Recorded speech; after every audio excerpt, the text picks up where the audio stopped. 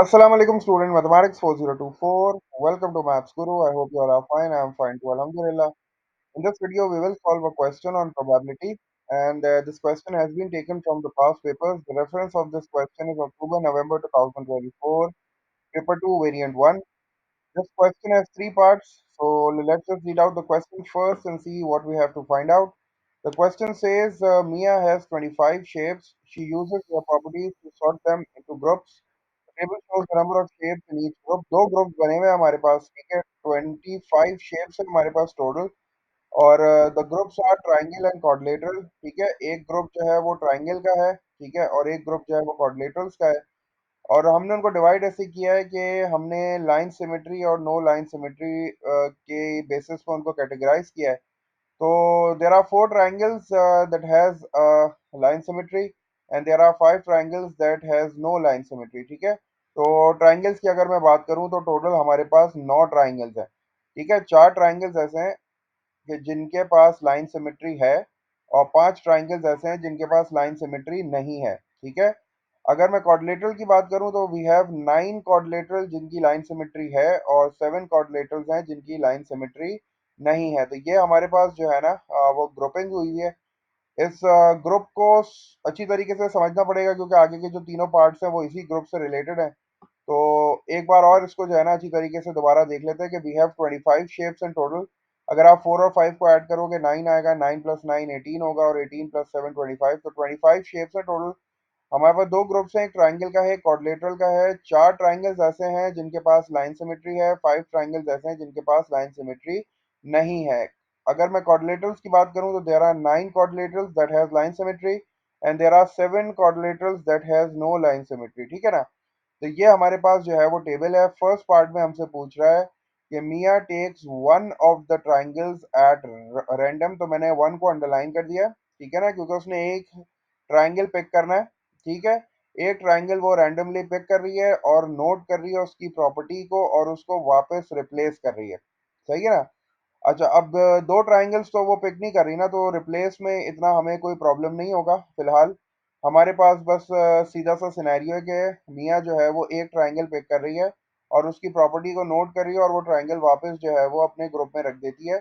हमसे पूछ रहा है find out the probability that it has line symmetry. तो हमें सबसे पहले तो ये देखना है कि यहाँ बात जो है ना वो ट्राइंगल्स की हो रही है। तो हमारे पास कितने ट्राइंगल्स हैं टोटल? हमारे पास 4 + 5, इसका मतलब है कि we have 9 triangles in total, ठीक है। क्योंकि प्रोबेबिलिटी आपको पता है, प्रोबेबिलिटी का अगर आपने फॉर्मूला याद किया हुआ है तो प्रोबेबिलिटी बेसिकली यही होती है number of favourable outcomes divided by the total outcomes. तो यहाँ हमारे पास क्योंकि ट्राइंगल्स की बात हो रही है तो हमें सिर्फ ट्राइंगल्स को ही देखना है, कोऑर्डिनेटर्स को नहीं देखना, क्योंकि वो ट्राइंगल्स में से ही एक ट्राइंगल को रैंडमली पिक कर रही है और उसकी प्रॉपर्टी नोट करके उसको वापस रख रही है। तो चूंकि हमारे पास 9 ट्राइंगल्स है टोटल तो ये डिनोमिनेटर में 9 आ गया। और अब ये कह रहा है कि find out the probability that it has line symmetry. तो 4 ट्राइंगल्स ऐसे हैं जिनके पास लाइन सिमेट्री है। तो हमारे नंबर ऑफ फेवरेबल आउटकम्स जो है वो 4 हो गए। इसका मतलब है कि इसका आंसर हो गया 4/9, ठीक है। नेक्स्ट पार्ट पे चलते हैं जल्दी से। नेक्स्ट पार्ट में वो हमसे कह रहा है कि Mia takes one of the 25 shapes at random, ठीक है। अच्छा, अभी भी उसने जो है वो एक शेप लिया है आउट ऑफ 25, ठीक है। 25 खुद बता रहा है, इसका मतलब है टोटल 25 है।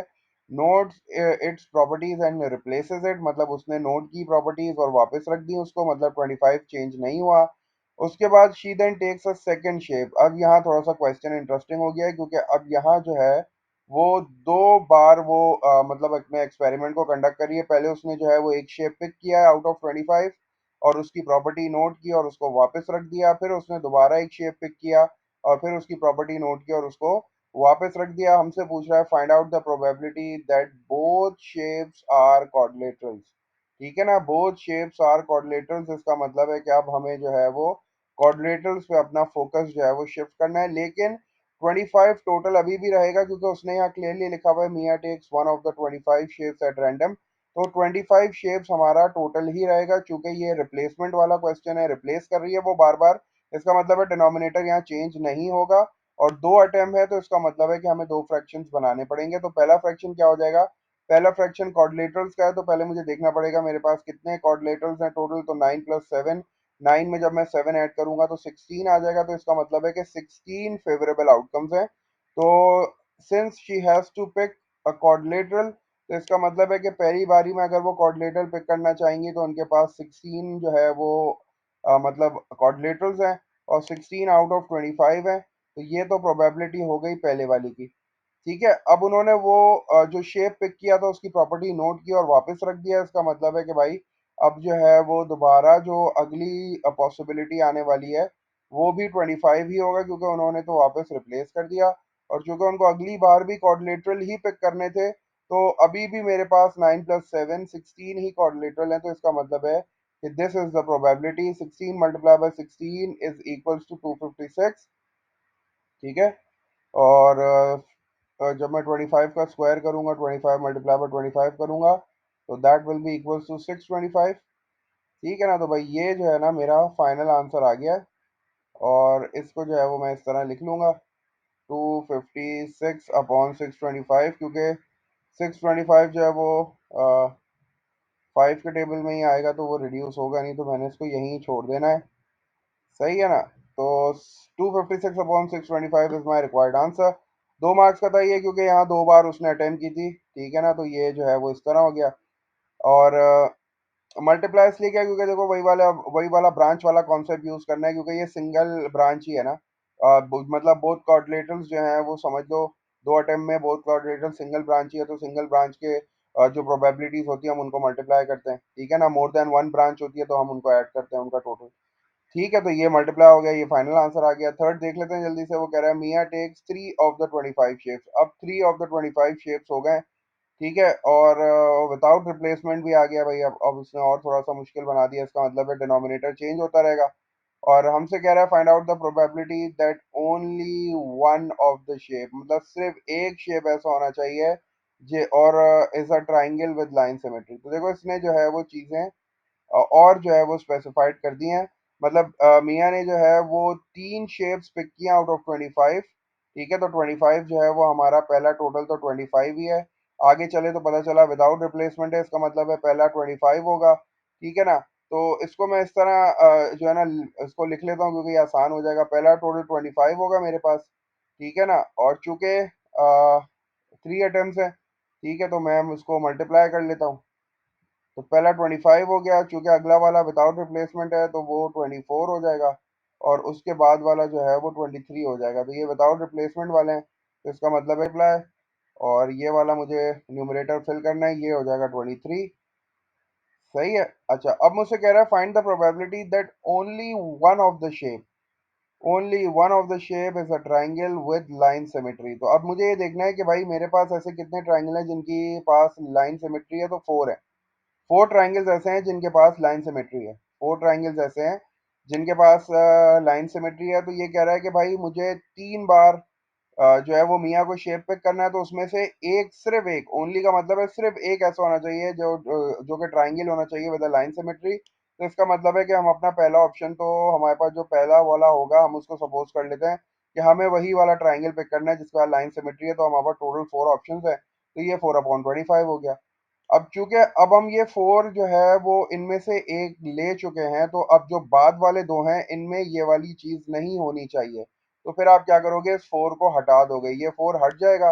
तो 4 जब हट जाएगा तो मेरे पास 25 थे, टोटल 25 में से 4 हटाया, तो इसका मतलब है कि अब मेरे पास 21 रिमेनिंग चीजें हैं, जिनमें से मैं अपना जो सेकंड अटेम्प्ट करूंगा तो वो 21 यहाँ पे आ जाएगा। अब चूंकि 21 में से भी मैं एक पिक कर चुका हूँ, जब मैं थर्ड अटेम्प्ट करने जा रहा हूँ तो वो मेरे पास अब 20 आ जाएगा। ठीक है, तो मैंने इस तरह जो है वो अपनी चीजें जो है वो अलाइन कर ली। दोबारा इसको देखता हूँ। देखो उसने बता दिया था कि टोटल शेप्स 25 है और वो विदाउट रिप्लेसमेंट है। तो 25, 24, 23, तो मेरे पास जो है वो डिनोमिनेटर आ गया। 3 शेप्स जो है वो पिक करने हैं, तो इसका मतलब है उसके बाद 3 अटेम्प्ट है। और पहली अटेम्प्ट में उसने कहा है कि भाई, उसने अच्छा ये नहीं बोला पहली अटेम्प्ट दूसरी या तीसरी ना, तो उसने तो सिर्फ ये बोला था कि एक शेप ऐसा होना चाहिए जिसमें ट्राइंगल होना चाहिए विद लाइन सिमेट्री। तो मैंने जो है वो अज्यूम कर लिया कि मैं पहली बारी में वो पिक कर रहा हूँ, वो ट्राइंगल जिसके पास लाइन सिमेट्री है। तो देर आर 4 ट्राइंगल्स जिनके पास लाइन सिमेट्री है। तो पहला जो मेरे पास प्रोबेबिलिटी हो गई पहले चांस पे, पहली पिकिंग पे, वो 4/25 हो गई। अब जो है मैं चूंकि एक ट्राइंगल लाइन सिमेट्री वाला पिक कर चुका हूँ, तो अब मैं दोबारा तो वो पिक नहीं करूंगा, क्योंकि उसने ओनली का वर्ड यूज किया है। तो अब 25 में से जब मैंने 4 हटा दिया तो 21 आ गए। तो इसलिए मेरे पास जो है वो अगली अटेम्प्ट जब मैं करने जा रहा हूँ तो 21/24 हो गए। और फिर उसके बाद भी मुझे वो 4 नहीं लेने, तो वो 4 तो मैंने हटा ही दिया और अब मैं एक और ले चुका हूँ। तो 21 में से एक कम कर दिया, 20 हो गया। अब इन तीनों को जो है ना, एक चीज़ तुम्हें इसका ख्याल रखना है कि चूंकि मैंने यहाँ ट्री डायग्राम नहीं बनाया, अगर मैं ट्री डायग्राम बनाता ना तो वहाँ मैं देखता कि मेरे पास जो है ना वो 3 ब्रांचेस आ रही थी। तो 3 ब्रांचेस का मतलब है 3 ब्रैकेट्स बना के उनका टोटल करता। चूंकि यहाँ मैंने ट्री डायग्राम नहीं बनाई तो यहाँ मुझे जो है इसको 3 से मल्टीप्लाई कराना पड़ेगा। इसका रीज़न बहुत आसान सा है। क्या रीज़न है? देखो, हो सकता है कि एक बंदा जो है वो पहली बारी में 4/25 ना लिखे, वो बोले कि यार मैं एक काम करता हूँ, पहले मैं जो है ना वो लाइन सिमेट्री वाले ट्राइंगल के अलावा पिक कर लेता हूँ, तो वो पहले जो है वो 20/25 कर ले। हो सकता है लाइन सिमेट्री वाला वो उस अटेम्प्ट में पिक करे, या कोई बोले कि नहीं यार मैं लाइन सिमेट्री तीसरी वाली अटेम्प्ट में पिक करूंगा। तो ये 3 पॉसिबल जो है ना वो पेयर्स बन सकते हैं। आसान लफ्जों में बोलूँ तो 3 ब्रांचेस बनती हैं जिसमें जो है वो ब्रांच टोटल ऐड होता है, तो इसीलिए मैंने इसको 3 से मल्टीप्लाई करा दिया। क्योंकि मे भी पॉसिबल हो सकता है लाइन सिमेट्री वाला सेकंड वो नंबर पे पिक हो रहा हो, या मे भी पॉसिबल लाइन सिमेट्री वाला थर्ड नंबर पे पिक हो रहा हो। तो ये जो 3 फ्रैक्शंस है ये आगे पीछे हो सकते हैं, इसलिए मैंने उसको 3 से मल्टीप्लाई कर लिया। अब मैं जल्दी से अपने कैलकुलेटर को यूज़ कर लेता हूँ, और कैलकुलेटर यूज़ करके जो है ना मैं इसका आंसर जल्दी से निकाल लेता हूँ। देखता हूँ क्या आंसर आ रहा है इसका। आंसर जो है ना वो 42/115 आ रहा है। ठीक है, चूंकि पेपर 2 का क्वेश्चन था, कैलकुलेटर में यूज़ कर सकता था तो मैंने कैलकुलेटर यूज़ कर लिया, वरना हम इसको जो है वो सिंप्लीफाई करके भी जो है वो ये वाला आंसर ले आते। तो 42/115 इज द फाइनल आंसर।